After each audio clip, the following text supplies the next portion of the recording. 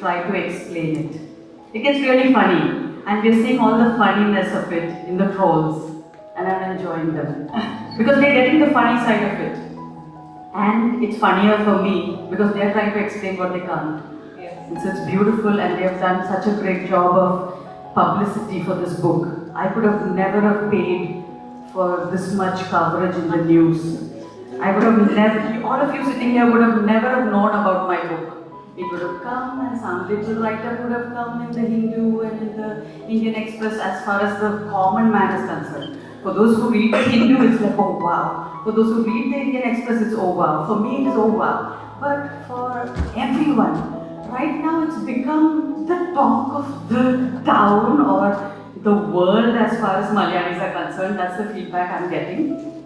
And the next thing is that personally, I've been getting only extraordinarily positive reports and messages and calls from people I don't even know.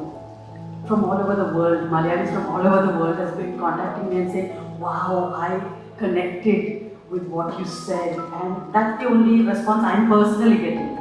And in the public media, everyone is responding in some way or the other, which means it somehow touched them in some way. How they respond is absolutely up to them. And that's their perspective, and I absolutely respect and honor your perspective. Thank you so much.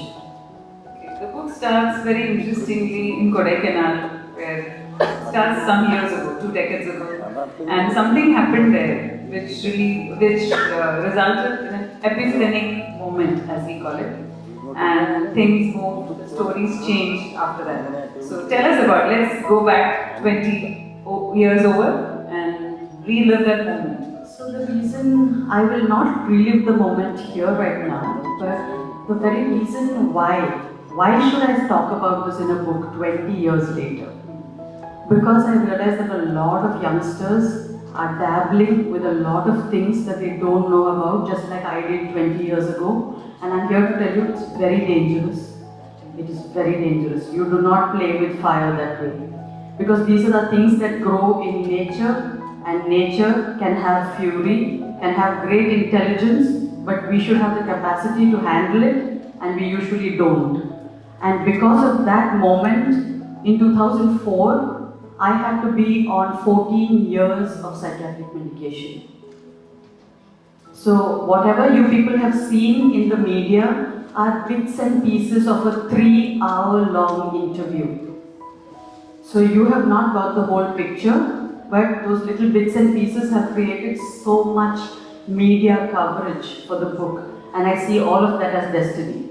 It's just destiny. I never expected this to happen, but I'm glad it happened. But I'm here to tell you once and for all, in person, and we are going live on my Instagram feed as well, that I do not support any kind of activity that people do on their own, and they have to take responsibility for it. But I'm here to tell you, it is dangerous to play with things you don't know the consequences of, and especially do not take it lightly, like it's just a partying thing. It's not a party.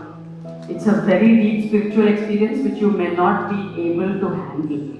So please take it very responsibly, all your actions, because nobody here is doing anything according to what everyone else told them. They are doing what they feel like doing. I'm just here to tell you, please be very careful. I'm nobody to tell you what to do or what not to do, but I'm just here to tell you from my own experience, don't play with it.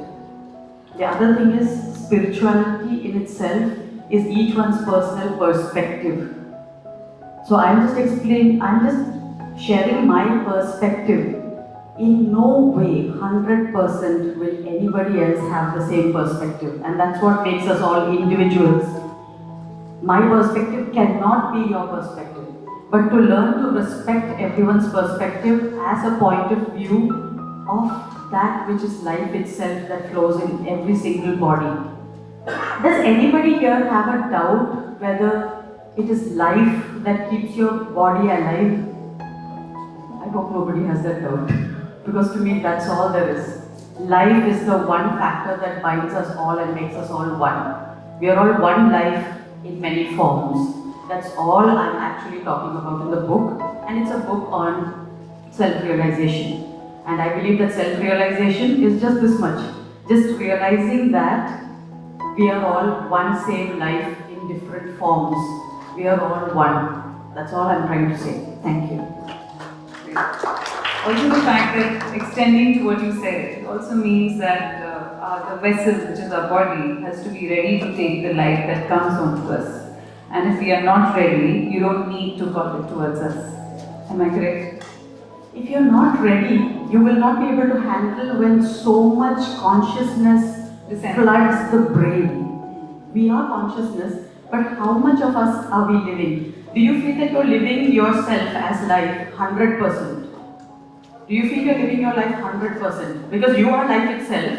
Are you expressing yourself 100%? Absolutely content. I am doing my thing. I am happy. Most people are not feeling that way. I am feeling that way right